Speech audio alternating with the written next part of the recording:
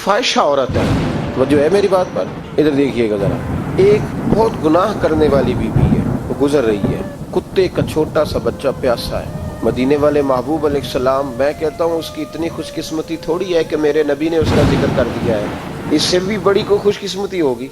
महबूब पाक अलैहिस्सलाम इरशाद फरमाते हैं कि वो औरत गुजर रही थी तो कुएं के किनारे सख्त गर्मी के मौसम में कुत्ते का बच्चा प्यासा। लोग यहाँ बिला वजह उलझ जाते हैं, कहते हैं सारी जिंदगी इंसान गुनाह करे और कुत्ते के बच्चे को पानी पिलाए तो बख्शा जाए। ओ भाई, मतलब ये नहीं कि वो कुत्ते का बच्चा था, मतलब ये था कि उसके दिल में अल्लाह ने, उसके सीने में अल्लाह ने रहमत वाला दिल पैदा फरमाया था। और इंसान की नहीं, वलाकिन यंजुरु इला कुलूबिकुम, रब जब देखता है तो वो दिल देखता है, तो उसके सीने में जो दिल था वो रहमत वाला था, सख्त गिर नहीं।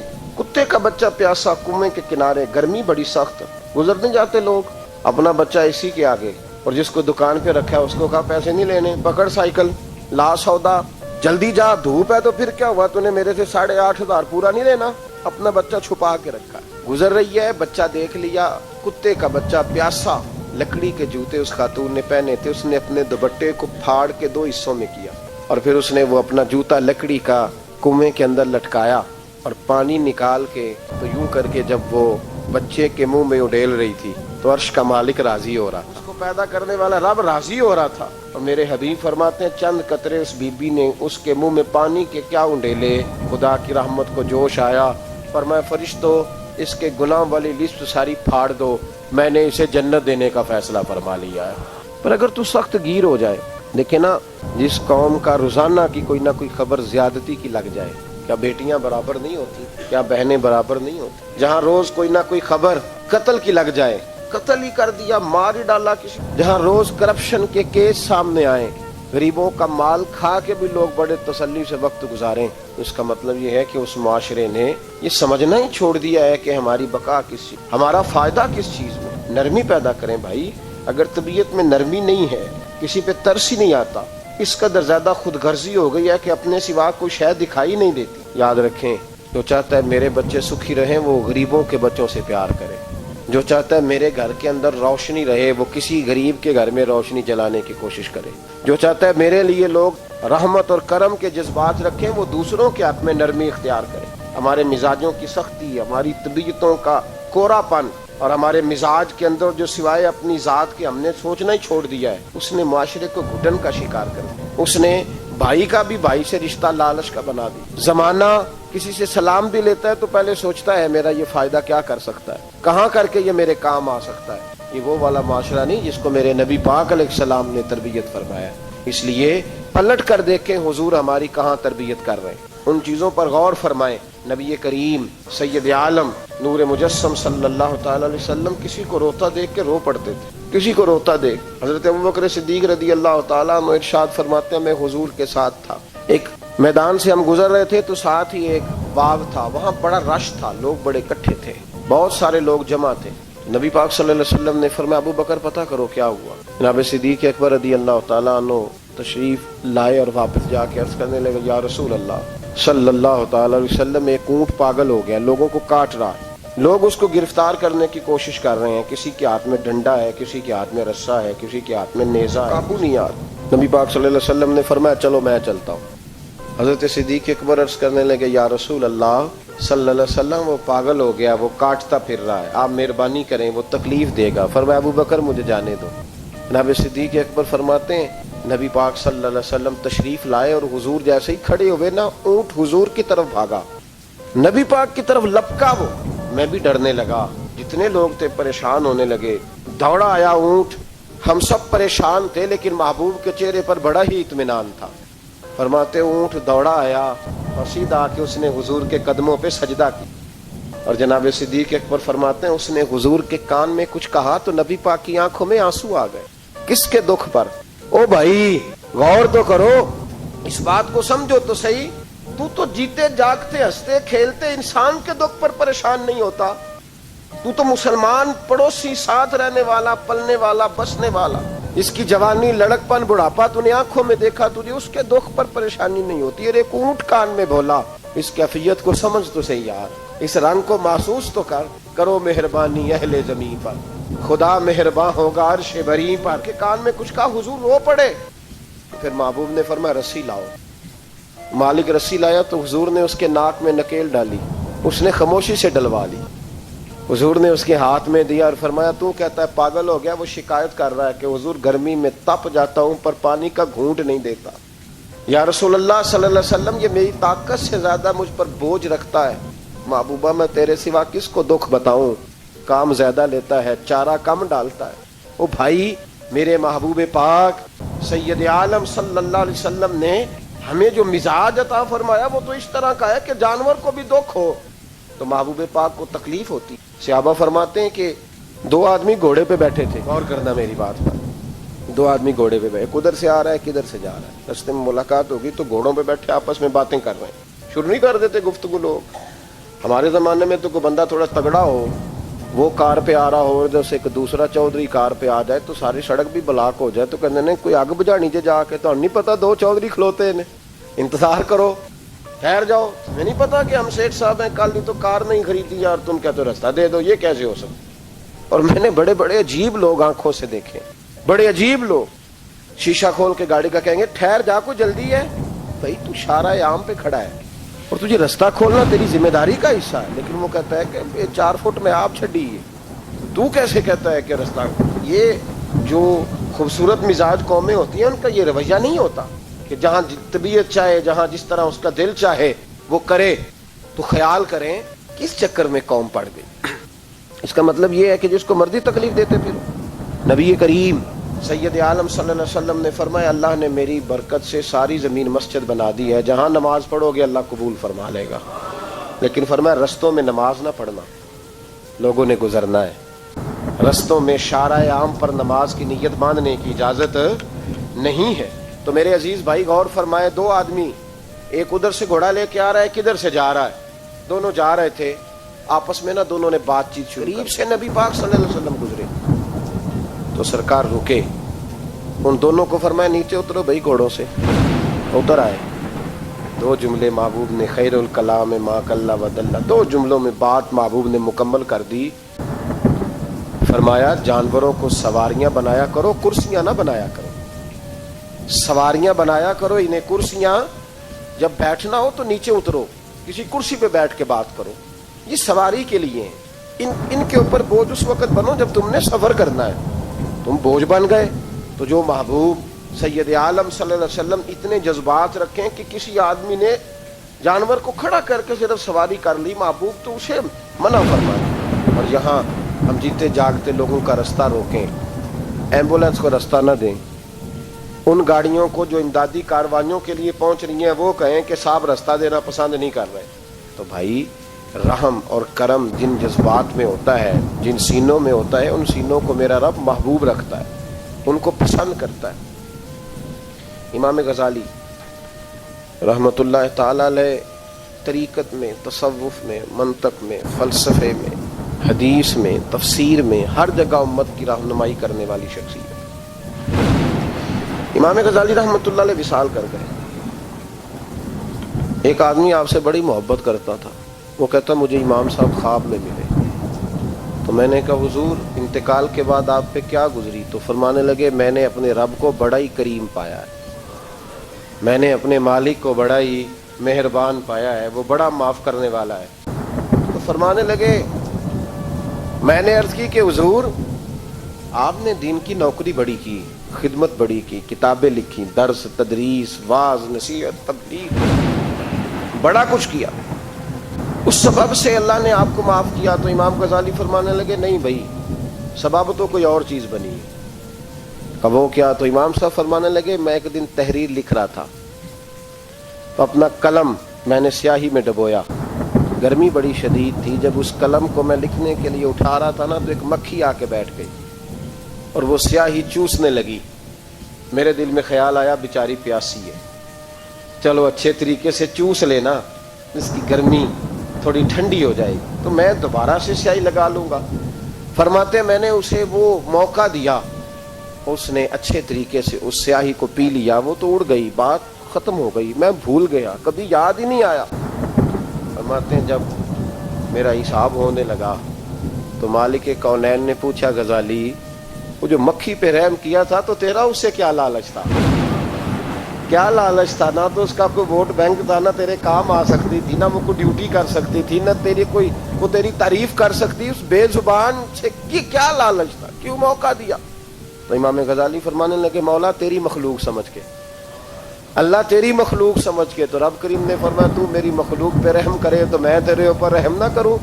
کھول دو جنت کے دروازے، میں نے غزالی کو بے حساب جنت عطا فرما دی. بھائی شرط یہ ہے کہ تو دیکھ تو صحیح، کبھی تو نے رحم کھایا؟ تو نے کبھی توجہ کی ہے؟ ہمارے دائیں بائیں اتنے زیادہ دکھ نہیں جتنے زیادہ ہم لوگ ہیں، اتنے دکھ نہیں جتنے ہم ہیں. اگر تھوڑا سا غور کر، آپ یقین کریں ہماری گفتگو ہماری ذات سے شروع ہوتی ہے اور ختم بھی ہماری ذات پر ہی ہوتی ہے. او بھائی تو صرف اپنے آپ کو سجانے سنوارنے جو میرے ذہن میں آیا، اور یہ جو ہمارے تعلقات ہیں نا دنیا میں، یہ بھی ہم نے اپنی ذات کے لیے رکھے ہوئے ہیں. یہاں تو سلام اس سے لوگ لیتے ہیں جس سے کوئی کام پڑتا ہے. یہاں تو 2 4 5 رشتے اس لیے رکھے ہوئے ہیں کہ کبھی کوئی مصیبت آ گئی تو کام آئیں گے. کچھ تعلقات اس لیے تو غریب کو دوست بھی نہیں ملتا، اس لیے کہ اس سے کسی کو کام کیا پڑے گا. لوگوں نے شناسائی بھی ان لوگوں سے رکھی ہوئی ہے جن سے کچھ نہ کچھ ان کے ذاتی مفادات میں بس. جب دل نرم ہوتا ہے نا، انسان کا دل نرم ہوتا ہے، تو وہ یہ نہ سمجھے کہ ایک آدمی کا دل نرم ہوا ہے، وہ سمجھے کہ پورے معاشرے پہ اللہ مہربان ہو گیا. دلوں کی نرمی معاشرے میں خوشبو پیدا کرتی ہے، دلوں کی نرمی گھر بساتی ہے، دلوں کی نرمی انسانوں کا انسانوں سے رشتہ مضبوط کرتی ہے، دلوں کی نرمی انسانوں کو انسانوں سے بھی جوڑتی ہے اور انسانوں کو ان کے رب سے بھی جوڑ دیتی ہے.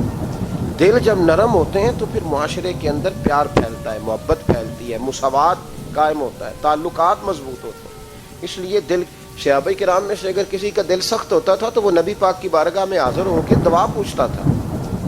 حضرت عائشہ صدیقہ نے کہا یا رسول اللہ صلی اللہ علیہ وسلم دل سخت ہو گیا، تو فرمایا یتیم کے سر پہ ہاتھ پھیرا کر، دل کو اللہ نرمی عطا فرما دے گا.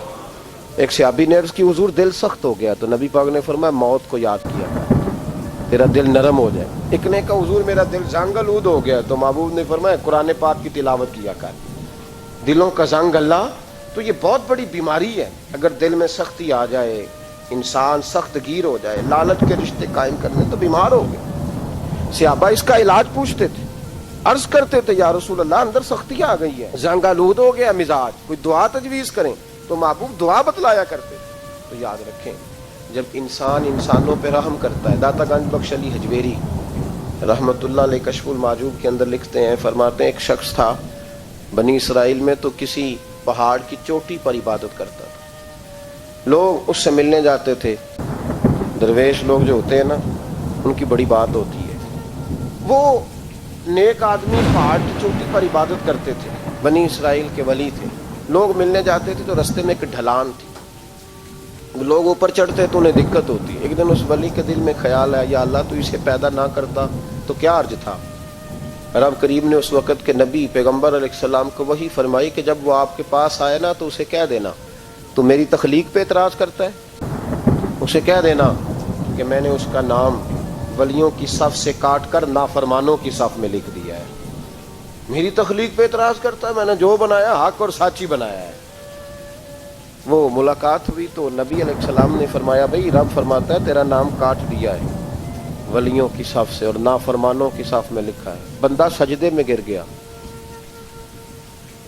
یا اللہ تیرا شکر ہے، یا اللہ تیرا شکر ہے. پیغمبر علیہ السلام فرمانے لگے تو بڑا بیوقوف ہے، مقام استغفار اور شکر ادا کر رہا ہے. کہنے لگا حضور آپ نے بات ہی بہت بڑی کر دی ہے، میرے رب نے میرا نام لیا ہے، میں کہاں وہ کہاں. اس نے کہا کہ نام کاٹا ہے، میرے رب نے. اللہ اکبر، میں تو سوچ بھی نہیں سکتا تھا کہ میرا ذکر اور وہاں ہوگا. اما میں تو اس کھاتے میں ہی نہیں تھا، اتنی بڑی جگہ میرا تذکرہ ہوا. اللہ اکبر. پھر وہ عرض کرنے لگے پیغمبر علیہ السلام سے، کہنے لگے ایک آپ نے پیغام دے دیا، اب آپ میرا بھی ایک پیغام رب کریم کے حضور ناز عرض کر دیجئے گا. فرمایا وہ کیا؟ کہا عرض کیجئے گا مالک سے کہ مولا مجھے تیری مخلوق سے بڑا پیار ہے.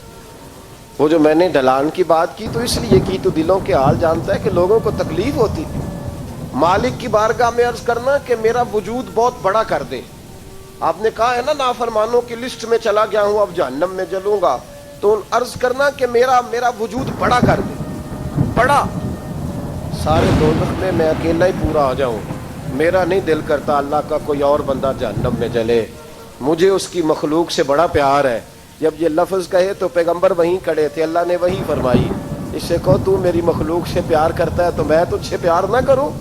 اس سے کہو تیرا گناہ بھی بخش دیا، تجھے دوبارہ ولی بھی بنا لیا، بغیر حساب جنت بھی دی، اور قیامت میں جس کی تو سفارش کرے گا میں اسے بھی جنت عطا کرتا چلا جاؤں۔ شرط یہ ہے کہ تو اللہ کے بندوں سے پیار کرے۔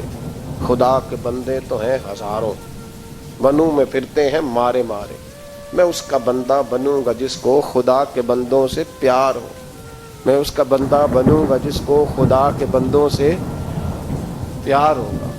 رحمت کا جذبہ، نرمی، کسی کی خیر خواہی، کسی کے حق میں یہ رویہ کہ میری ذات سے کسی کو نفع ہو جائے، کسی کا فائدہ ہو جائے، کسی آدمی کو کچھ مل جائے۔ مولا رومی ایک بڑی عجیب بات لکھ گئے مثنوی میں، فرمانے لگے بادشاہ بننا چاہتے ہو، مخلوق کے رہنما، مقتدا، لیڈر، سربراہ بننا چاہتے ہو؟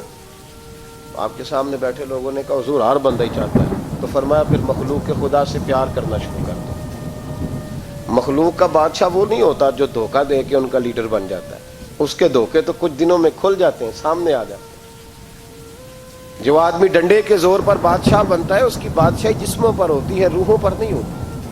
فرمایا تم مخلوق سے پیار کرنا شروع کر دو، اللہ کی مخلوق تمہیں اپنا رہنما کہنا شروع کر دے گی۔ لیکن محبت کرو گے تو سربراہ بنو گے، پیار کرنے سے بنو گے، لوگوں کے ساتھ اچھا رویہ رکھنے سے، بااخلاق ہونے سے بنو گے، سیاست کے ساتھ بنو گے تو کچھ دیر کا ہمارا معاملہ ہوگا، پھر وہ سمٹ جائے گا، ختم ہو جائے گا۔ عزیزو یاد رکھیں، محمود غزنوی رحمت اللہ تعالی علیہ سے کسی نے کہا تھا کہ آپ شروع سے ہی رئیس اعظم ہیں؟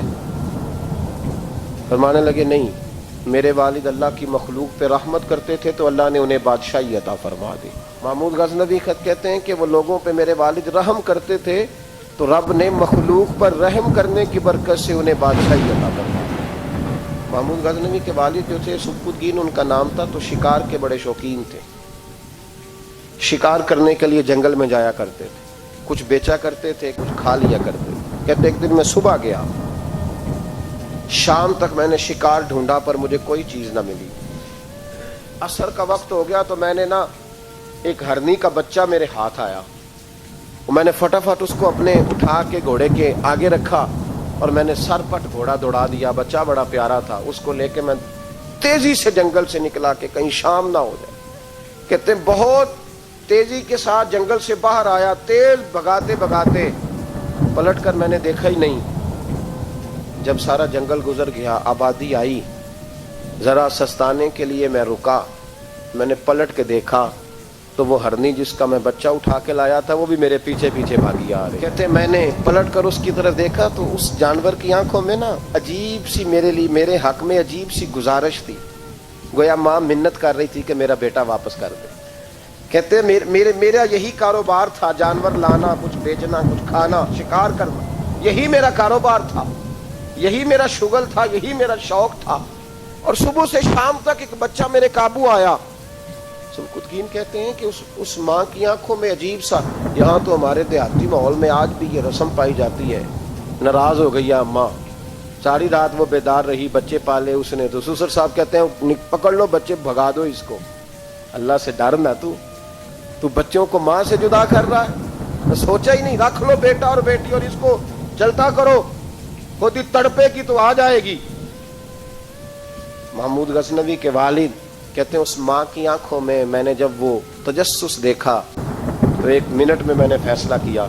کہتے ہیں بچہ میں نے زمین پہ چھوڑا اور بچہ دوڑ کے ماں کے پاس چلا گیا، ماں نے اسے لے کے ٹانگوں میں اس کو چوما، اس سے پیار کیا، ہرنی پیار کرنے لگی۔